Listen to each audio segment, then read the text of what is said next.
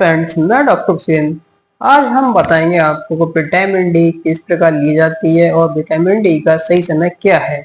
यदि आप हमारे यूट्यूब चैनल पर नए आए हैं तो चैनल को सब्सक्राइब करें, वीडियो को लाइक करें और ज़्यादा से ज़्यादा शेयर करें। चलो बात करते हैं विटामिन डी। विटामिन डी किन पेशेंटों को कितनी लेनी चाहिए और किन पेशेंटों को कितनी लेनी चाहिए। किन पेशेंटों को हफ्ते में एक बार लेनी चाहिए, किन पेशेंटों को 10 दिन में एक बार या किन पेशेंटों को 20 दिन में एक बार लेनी चाहिए। सबसे पहले बात करते हैं विटामिन डी से होने वाली समस्याएं। विटामिन डी की अगर हमारी बॉडी में कमी आ जाती है तो उसके बाद हमारी हड्डियों में कमजोरी महसूस होने लगती है, जिससे जोड़ों जोड़ों में दर्द होने लगता है या मसल्स पेन होने लगता है या फिर पूरी बॉडी में पेन होने लगता है। अगर आप विटामिन डी की कमी की वजह से इन समस्या से जूझ रहे हैं, आपने या विटामिन डी का चेकअप नहीं कराया है, तो आप पहले विटामिन डी का चेक कराइए। जब आपका विटामिन डी का चेकअप रिजल्ट आता है तो उसमें आपकी विटामिन डी कम निकलती है, ज्यादा निकलती है, रिपोर्ट के पास पता चलेगा। हमारे पास कई सारी रिपोर्टें हैं, हम उनको दिखाते हैं और उसके बाद बताते हैं कि विटामिन डी किसमें कितनी निकलती है और किसमें कम निकलती है।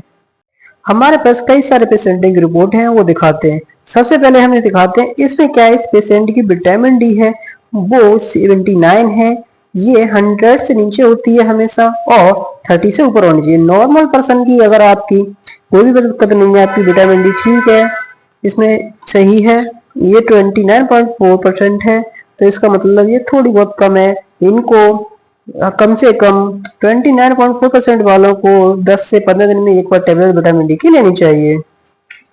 ये 60 है, इनको लेने की कोई जरूरत नहीं है। ये 29.2 है, तो इनको भी 10 दिन में एक विटामिन डी का कैप्सूल लेना चाहिए। इनको ज्यादा से ज्यादा 4 महीने तक खानी चाहिए। और ये 27 है, इनको भी 10 दिन में एक बार लेना चाहिए। और ये 43.7 है, इनको 20 दिन में एक बार ले सकते हैं, महीने में 2 बार या एक बार। अब बात करते हैं 6.51, ये बहुत ही ज्यादा कम है। इन पेशेंटों को विटामिन डी की कमी से कमर दर्द, घुटने का दर्द, जोड़ों में दर्द और हड्डियों में वीकनेस, शरीर में वीकनेस, इस तरह की समस्या होने लगेगी। तो इस पेशेंट को कम से कम हफ्ते में 2 टैबलेट लेनी जरूरी होती है। और इस पेशेंट में 3.8% है, इसको भी काफी कम है। और ये हमारे पास पेशेंट है 87.3, इनका बहुत ही बढ़िया है। अब बात करते हैं टैबलेट की। जो हमारी विटामिन डी होती है उसमें IU करके आता है। इसमें क्या है, IU जो सी कैपेसिटी है वो है 60,000।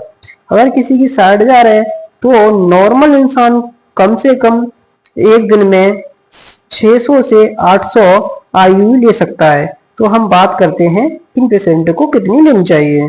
अभी हमने बताया था कि जो हमारी विटामिन डी कैपेसिटी आती है वो IU करके आती है। और इसमें क्या है, ये हमारे पास जो टैबलेट है इसमें है 60,000 IU। तो 60,000 IU का मतलब होता है कि एक पेशेंट को डे के हिसाब से 600 से 800 IU तक ले सकता है। उसमें 60,000 है, तो इसका मतलब है कि इस टैबलेट को 100 डे में खानी है एक बार, मतलब 3 महीने में एक बार इसको टैबलेट को लेना है। जिनकी विटामिन डी नॉर्मल है, जिसकी 30+ है, उनको 3 महीने में एक बार ले सकता है। इसके बाद अगर जिनकी और कम है, जैसे मान लो 20 है, तो 20 वाला पेशेंट इसको मंथली में एक बार ले सकता है। और जिनकी भी 10% है, 10 के आसपास है, वो 10 दिन में या 15 दिन में एक बार ले सकता है। और इससे भी और नीचे है, तो जैसे मान लो 6 है, तो 6 वाला पेशेंट इसको ले सकता है वीकली एक, वो भी कम से कम एक महीने के अंदर 4 टैबलेट, उससे ज्यादा नहीं लेनी है। और अगले महीने के लिए इसमें चेंजेस करने होंगे। जैसे अगले अभी आप इस महीने, पिछले महीने में आपने एक महीने में 4 खाई है, तो अगले महीने में आपको 2 ही लेनी है। तो इस प्रकार आपको टैबलेट लेनी होती है। इसका सही समय क्या है, सही समय होता है सुबह का, जब आप खाना पीना नाश्ता करते हैं उसके बाद खाइए। उसके बाद खाने के बाद जो आपका फैट है, विटामिन डी हमारा ऑब्जर्व बॉडी किस करता है, फैट से ऑब्जर्व करता है। जो हमारी बॉडी के अंदर फैट होती है उसके जरिए से हमारी विटामिन डी ऑब्जर्व होती है। सबसे बेस्ट समय आपको मॉर्निंग टाइम लेने का। कुछ लोग तो इसको नाइट में भी लेते हैं, ऐसा नहीं है, कुछ लोग नाइट में लेते हैं, कोई दोपहर में लेता है, मतलब किसी भी टाइम खा लेते हैं। तो सबसे बेस्ट समय होता है जो हमारा होता है सुबह का ब्रेकफास्ट के बाद। तो विटामिन डी आपको लेनी है सुबह ब्रेकफास्ट के बाद।